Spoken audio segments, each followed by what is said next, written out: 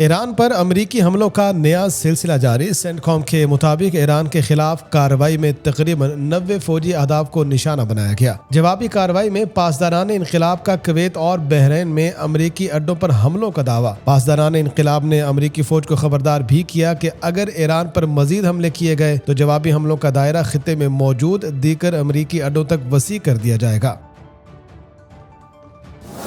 امریکہ کے ایران پر نئے حملے، تیل کی قیمتوں میں بڑا اضافہ، چند ہفتوں کی بلند ترین سطح پر پہنچ گئی۔ برنٹ خام تیل کی قیمت تقریباً $79 فی بیرل تک پہنچ گئی، جبکہ امریکہ میں تیل کی قیمت تقریباً $74 فی بیرل تک ہے۔ امریکی صدر ڈونلڈ ٹرمپ کا کہنا ہے کہ بحری جہازوں پر حملوں کے رد عمل میں ایران پر حملے کیے، ایسا دوبارہ ہوا تو نتائج کہیں زیادہ سنگین ہوں گے۔ جب بھی ہم پر حملہ کریں گے ہم 20 گنا زیادہ طاقت سے اس کا جواب دیں گے۔ ایرانی اسپیکر محمد باقر قالیباف نے امریکہ کو مخاطب کرتے ہوئے کہا کہ اگر آپ حملہ کریں گے تو جواب بھی ملے گا۔ امریکہ نے ابھی تک یہ نہیں سیکھا، دھونس جمانے اور وعدہ خلافی کرنے کی قیمت ادا کرنی پڑتی ہے۔ امریکی نائب صدر جے ڈی وینس نے بھی دھمکی دیتے ہوئے کہا ہے کہ ایران نے آبنائے ہرمز بند کرنے کی کوشش کی تو اسے امریکی فوج کی جانب سے جوابی کارروائی کا سامنا کرنا پڑے گا۔ کہا کہ امریکی حملے اس وقت تک جاری رہیں گے جب تک ایرانی ہرمز نہیں کھولتے اور جہازوں پر فائرنگ بند نہیں کرتے۔ ایرانی صدر مسعود پزشکان کا وزیر اعظم شہباز شریف کو شہید علی خامنئی کے تعزیتی اجتماع میں شرکت پر خراج تحسین۔ کہا پاکستان اور ایران ہر موقع پر کندھے سے کندھا ملا کر کھڑے ہوتے ہیں، پاکستان کی حمایت کبھی فراموش نہیں کریں گے۔ ایران امریکہ حملوں کا نیا سلسلہ، پاکستان کا موقف سامنے آ گیا۔ ترجمان دفتر خارجہ کے مطابق تمام فریق اسلام آباد مفاہمتی یادداشت کے تحت کیے گئے اپنے وعدوں کی پاسداری کریں گے۔ نئے تنازع کا آغاز کسی کے مفاد میں نہیں، تمام فریق تحمل کا مظاہرہ کریں۔ پنجاب میں سرکاری ملازمین کی بیوہ کی تاحیات پینشن کا قانون بحال ہو گیا اور صوبائی کابینہ سے منظوری بھی لے لی گئی۔ تفصیل کے مطابق کابینہ کی منظوری کے بعد پہلے نافذ کی گئی 10 سالہ حد ختم ہو گئی اور اس سلسلے میں حکومت نے اعلامیہ بھی جاری کر دیا۔ بجلی صارفین کے لیے بری خبر سامنے آ گئی۔ National electric power regulatory authority NEPRA نے ایک ماہ کے لیے بجلی کی قیمت میں 33 پیسے فی یونٹ اضافے کا نوٹیفیکیشن جاری کر دیا۔ بجلی کی قیمت میں اضافہ مئی کے ماہانہ فیول پرائس ایڈجسٹمنٹ کی مد میں کیا گیا ہے، وصولی جولائی کے مہینے میں کی جائے گی۔ اینکر پرسن اور پوڈ کاسٹر ریحان طارق کو لندن سے لاہور پہنچنے پر قومی سائبر کرائم تحقیقاتی ایجنسی نے گرفتار کیا، جس کے بعد عدالت نے ملزم کا 6 روزہ جسمانی ریمانڈ منظور کر لیا ہے۔ ملزم کے خلاف ڈپٹی ڈائریکٹر رضوان صابر کی مدعیت میں توہین مذہب اور پیکا ایکٹ کی دفعات کے تحت مقدمہ درج کیا گیا۔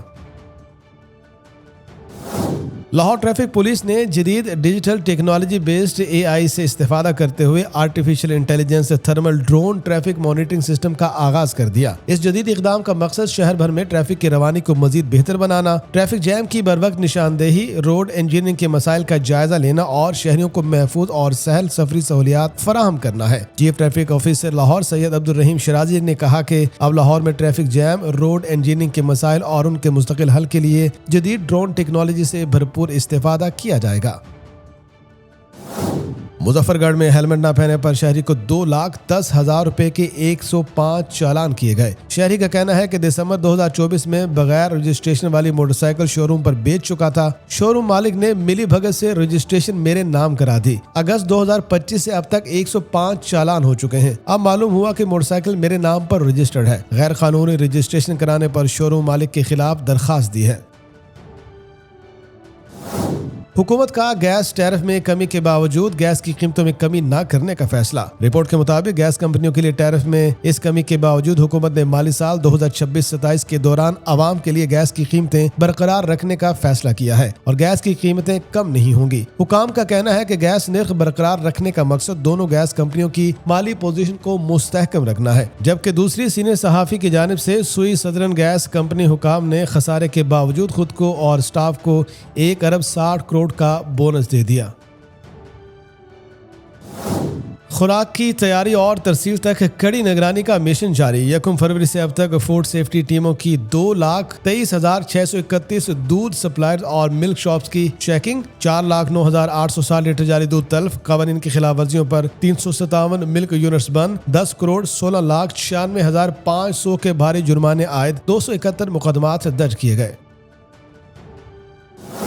لاہور میں میٹرو بس سروس استعمال کرنے والی خواتین کے لیے محکمہ ٹرانسپورٹ نے اہم اقدام کرتے ہوئے خواتین کے لیے خصوصی بسیں آپریشنل کر دیں۔ صوبائی وزیر ٹرانسپورٹ بلال اکبر خان کا کہنا ہے کہ خواتین کو رش کے دوران ہراسگی سے بچانے اور انہیں محفوظ سفر فراہم کرنے کے لیے اضافی بسیں شامل کی گئی ہیں۔ وزیر اعلیٰ پنجاب مریم نواز کی ہدایت پر فوری عمل درآمد کرتے ہوئے اسپیڈو بسوں کو میٹرو فلیٹ کا حصہ بنایا گیا ہے۔